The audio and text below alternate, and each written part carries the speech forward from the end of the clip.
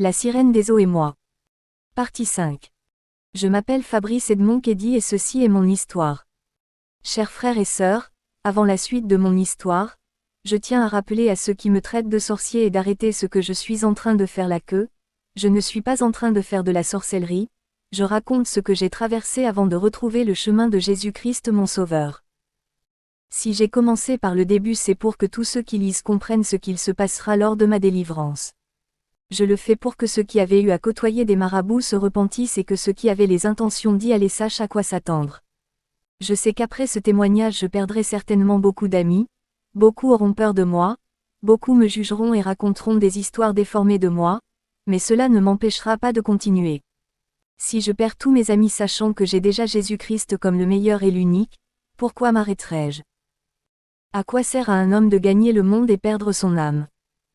Donc de grâce, si vous ne pouvez pas attendre la fin de cette histoire pour faire le discernement, ne détournez pas l'attention de ceux qui veulent connaître la suite avec vos commentaires d'homme parfait. Jésus est venu mourir pour les pécheurs comme moi, comme tous ceux qui, à un moment sont allés chez les marabouts par ignorance et s'en sont repentis, comme ceux qui ont eu à pratiquer la sorcellerie et ont abandonné et le suivre, comme ceux qui ont été dans des sectes et ont entendu l'appel du Christ et ont tout abandonné. Je reconnais être un pécheur, mais aujourd'hui je sais que tous mes actes qui ne glorifiaient pas Dieu ont été cloués sur la croix avec l'ancien Fabrice Edmond Kédi que j'étais. Merci Seigneur Jésus pour tout ce que tu as fait et ne cesses de faire dans ma vie. Et je raconte cette histoire en épisodes parce que je l'écris avec mon téléphone et mon bloc-notes contient des caractères limités, dès que j'atteins le maximum je ne peux plus écrire. Et à un moment le téléphone bug d'où certaines fautes d'orthographe que vous voyez. Désolé pour la gêne. Chers frères, avant de poursuivre, je ne cesserai d'implorer le Seigneur Jésus-Christ dans son immense bonté de vous couvrir par son sang et de vous accorder l'intelligence afin d'être édifié et édifier les autres. Amen. Le rendez-vous était donc pris pour jeudi à la rivière pour tabler sur le devenir de la relation entre la fille de la sirène et moi. Contre toute attente chers frères, et où mon sort avait été scellé, c'est que le mercredi matin ma mère reçoit les nouvelles du décès de sa tante, la grand-sœur de sa mère, donc l'une de mes grand-mères. Impatiemment attendue au village pour l'organisation du deuil, mon grand-père a demandé qu'elle parte. Elle y est allée et m'avait laissé mon argent de transport au cas où le programme du jeudi s'achèverait afin que je rentre. Le soir du même mercredi, mon grand-père revint de la rivière et me fit comprendre que sa femme des eaux a dit que le rendez-vous ne saurait tenir sans ma mère. Donc si elle n'est pas là, on annule. N'ayant pas le choix et devant aussi être au deuil de ma grand-mère, je suis rentrée le jeudi matin. Sur place j'ai trouvé un peu de temps pour faire le briefing à ma mère. Elle me dit que je dois commencer à prier avant de dormir et qu'après le deuil elle n'aura plus le temps d'y retourner, elle doit déjà rentrer chez son mari. Je n'avais plus le choix et il fallait que je rentre sur Batouri pour les classes vu que je me portais déjà bien à part les cauchemars et autres. Mon grand-père le marabout est aussi venu au deuil de grand-mère. Après le deuil il a dit qu'il faut que toute la famille soit blindée. Il a préparé une drôle de nourriture avec des haricots et des oignons sauvages et du poisson fumé et d'autres ingrédients qu'on mangeait avec des aigues. Puis une femme nous amena tous à l'étang du village avec un coq de couleur rouge. Elle nous a demandé de tout nous mettre à genoux nus ou en sous-vêtements pour ceux qui en avaient, puis elle arracha la tête du coq. Que Dieu pardonne notre ignorance et nous sorte de ces pratiques sataniques chers frères.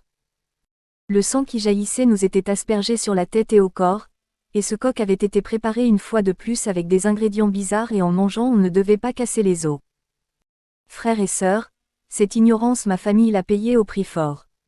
Ma grand-mère était ancienne d'église, à l'église presbytérienne du Cameroun dans la chapelle de Mundombe, mon village.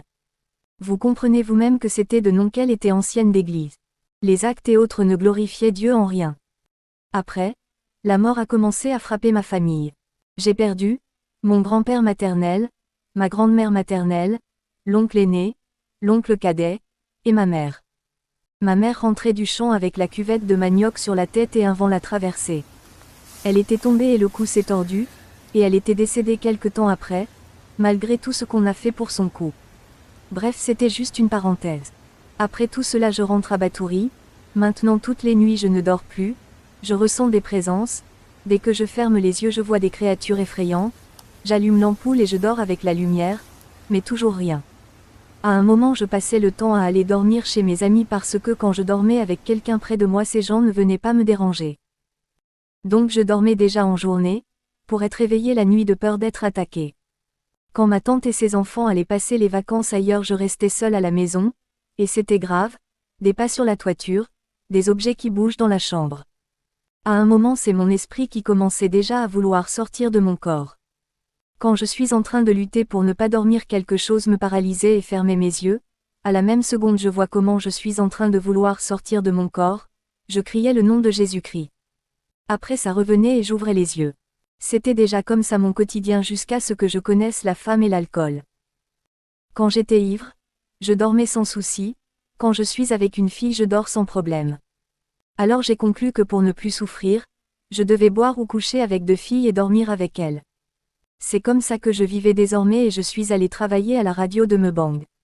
C'était en 2017 et je suis quittée de là-bas en 2021. Ceux qui m'ont connu peuvent vous dire ce qu'on fait là-bas, ils connaissent même déjà la suite de l'histoire. J'avais une collègue qui était en réalité devenue ma bestie, elle s'appelle Andy, aujourd'hui elle est de l'autre côté de la Méditerranée. Elle avait vu ce désordre de femmes qu'on faisait et elle m'a trouvé une petite.